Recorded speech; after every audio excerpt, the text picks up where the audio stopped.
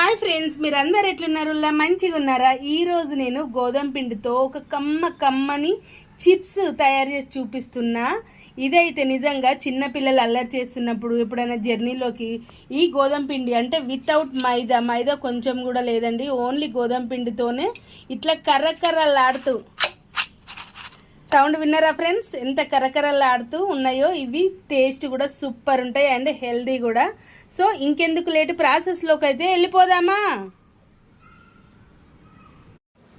Friends? ఈ chips కోసం అయితే ముందుగా నేను ఒక అరగంట సేపు చపాతీ పిండిని తడిపి పెట్టుకున్నా. అంటే చపాతీ పిండి అంటే సేమ్ ఎగ్జాక్ట్గా చపాతీకి కొంచెం అంత ఒక 2 టేబుల్ స్పూన్ల నూనె, కొంచెం అంత ఉప్పు యాడ్ చేసిన, అంతే, ఇంకేం వెయ్యలేదు. సేమ్ ఈ గోధుమ పిండి చపాతీ ఎట్లా చేస్తామో అట్లనే.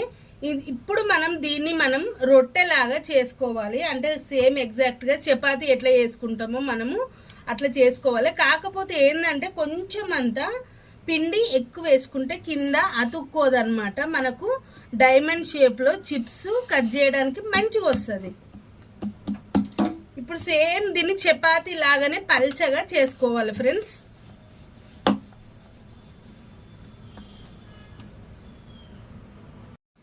ఇట్లా ఎంత పల్చగా వీలైతే అంత పల్చగా చపాతీ లాటించుకున్నాక దీన్ని మనము ఒకసారి ఇట్లా కొంచెం అంత పిండి వేసుకోండి, ఎందుకంటే అతుక్కుంటుందేమన్న భయం ఉంటే. ఇప్పుడు ఏం చేయాలంటే దీన్ని మనం కరెక్ట్గా ఇష్టం వచ్చినట్టు షేప్లో ఫ్రెండ్స్, ఎవరికి ఏ షేప్ ఇష్టం ఉంటే అట్లా. ఒక డైమండ్ షేప్స్ అయితే ఎక్కువ మనం బయట అమ్మే చిప్స్ చూస్తుంటాం కదా, నేను కూడా డైమండ్ షేప్లోనే ఇట్లా కట్ చేస్తున్నా. ఫస్ట్ అయితే ఇట్లా చాకు తీసుకోండి, ఈ కత్తితోని ఇట్లా డైమండ్ షేప్లో మీరు ఇట్లా కట్ చేసి పెట్టుకోండి, అంతే. అంటే కొంచెం అంతా మనం ఎక్కువ పిండి కొద్దిగా ఎక్కువ వేయడం, ఎందుకంటే కింద అతుక్కోకుండా ఉండడానికి అన్నమాట. ఇవి ఇట్లా కూడా మనం పట్టుకొని జాగ్రత్తగా ఇట్లా చేసుకోవచ్చు, షేప్స్ వచ్చేస్తాయి మంచిగా. ఇవి పొరలుగా తీసుకుంటూ మనము ఇవి ఒక్కొక్కటి ఇట్లా తీసుకుంటూ వేరే ప్లేట్లో వేసేసుకుందాం ఫ్రెండ్స్. ఇట్లా ఇవి మొత్తం ఇట్లా డైమండ్ షేప్స్ లాగానే తీసుకోండి, పల్చగా తీసుకోండి ఫ్రెండ్స్. నేను ఇంకొకటి కూడా చపాతీ చేసుకొని ఇట్లా కట్ చేసుకుంటున్నా చూడండి, డైమండ్ షేప్లో. తర్వాత మనం నెమ్మదిగా ఒక్కొక్కటి తీసుకొని ప్లేట్లో వేసుకుందాము. ఇలా నేను ఫస్ట్ ఒక చపాతీ చేసుకొని ఇట్లా వేసుకున్నాను. ఇట్లా పొడిగానే ఉండాలి, కొంచెం పిండి వేసుకుంటే అయిపోతుంది అన్నమాట.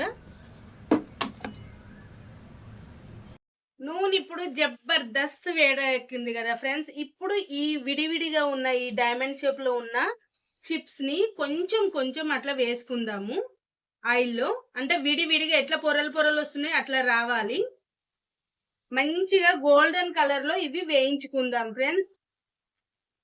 పల్చగా ఎంత వీలైతే అంత పల్చగా చేసుకొని చపాతీ, అప్పుడు అంత క్రిస్పీగా వస్తుంది చపాతీ. పల్చగా ఉంటే, మందంగా ఉంటే మెత్తగా అయిపోతుంది చిప్స్. ఇలా కొంచెం అటు ఇటు తిప్పుకోవాలి ఫ్రెండ్స్, గోల్డెన్ కలర్ రావాలన్నమాట ఇవి. అప్పుడు తినడానికి జబర్దస్త్ కర్రలాడతాయి.